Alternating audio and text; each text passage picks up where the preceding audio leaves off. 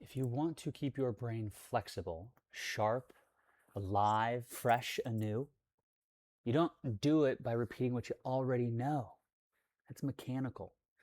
You do it by stepping into what feels unfamiliar because the brain doesn't grow through comfort. It doesn't remain malleable through comfort. It grows through contrast. So every time you do something new, something slightly awkward, confusing, or uncertain, you're forcing your nervous system to build new connections. And that process is called, I think, neuroplasticity. I think that's what it's called. And to me, I've never really studied that. I just came to this conclusion on my own this morning, you know, because I'm like, how do I keep my brain fresh? How do I keep my brain fresh? I was like so afraid of my brain becoming dull and stagnant. And it's just like, well, life's not hard, it's unfamiliar. So as long as I do the unfamiliar, I'll always be adapting and evolving. And I feel like my brain would have a much harder time becoming stagnant and dull than if I didn't do that, right? So just what can I do to make sure my brain's not fixed, you know?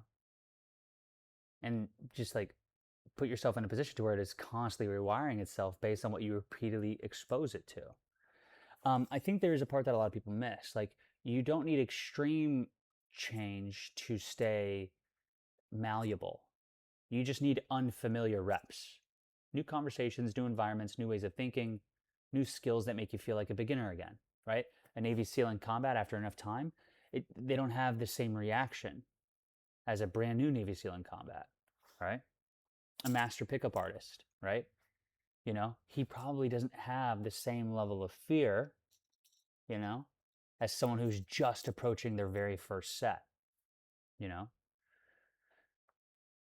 But it's just like, I also want to become a master at things, but I also want to maintain the flexibility. So it's like putting in reps past the point of familiarity while also doing small reps of unfamiliarity elsewhere in life to maintain flexible, right?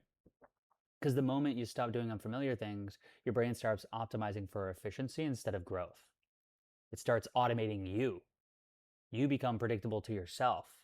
And I feel like really this is another video. I feel like that's what businesses do, like mega businesses. Because I talked to my friend Phil about this, and it's like the monopolies like eventually collapse, and it's like it makes sense.